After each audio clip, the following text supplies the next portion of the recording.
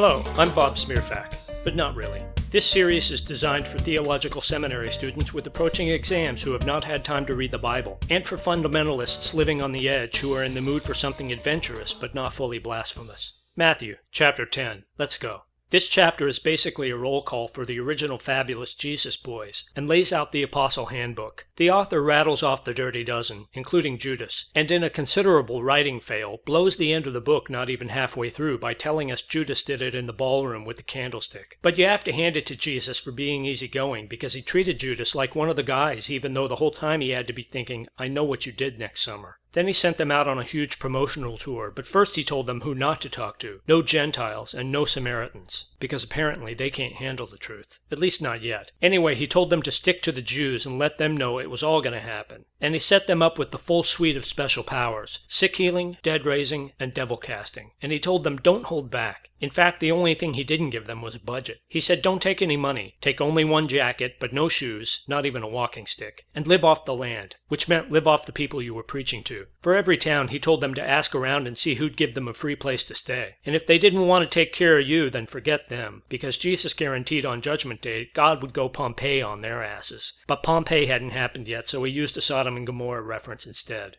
Next, he told them to get into their animal brain because they'd be like sheep going out into the wolves. So they had to act like snakes and pigeons to make it out there. And being like an animal was better anyway, because what were men going to do? Men were going to arrest them and spank them right there in church, and then haul them up before the king. When that happened, though, they weren't supposed to plan their defense, because they were going to get a Holy Spirit brain injection of exactly what to say. Then he went all dark on them. He said families were going to start killing each other, and people were going to hate on them because of Jesus. But to hang in there. This is like the part in Scientology training when all the happy love gets sucked out of the room and they lay the whole Xenu thing on you, but you're already locked in and you just say it and give up any remaining shred of your individual identity. But it was going to get worse. He said if they chase you out of one city, just run into another one, and he was going to make a second coming before they got through all the cities of Israel, which must mean they forgot one somewhere, and Jesus is just waiting for someone to hit that one last town before he rolls in. But they should definitely expect to get treatment as rough as Jesus was going to get, and he was already partnered up with the devil, according to the Pharisees in chapter 9. But don't be afraid of the assholes, he said, because all knowledge about anything and everything was going to get revealed, and that was going to make it okay. But no matter what, whatever Jesus told them to say, they should go loud and shout it from the rooftops. The assholes could kill your body, but God could torture your soul in hell, so he's the one to be afraid of. But don't worry, because you're valuable to God, he told them. Even more valuable than birds, which you could buy 2 for $1 at the market. So much more valuable that God was keeping track of how many hairs they had. He told them to keep in mind that if they scratched his back for people here, he'd scratch their back for God. But if they didn't, then tit for tat, baby. Then he went full Xenu for the rest of the chapter and told them just how deep they'd waded in by throwing in with him. He said the peace on earth message basically meant war on earth. Son against father, daughter against mother, even daughter-in-law against mother-in-law. They had to hand over their autonomy completely to him or they wouldn't pass muster. Carry my cross or you're out. Lose your life for my sake to find it. They do good to you, they do good to me. You are me. That's the Jesus way.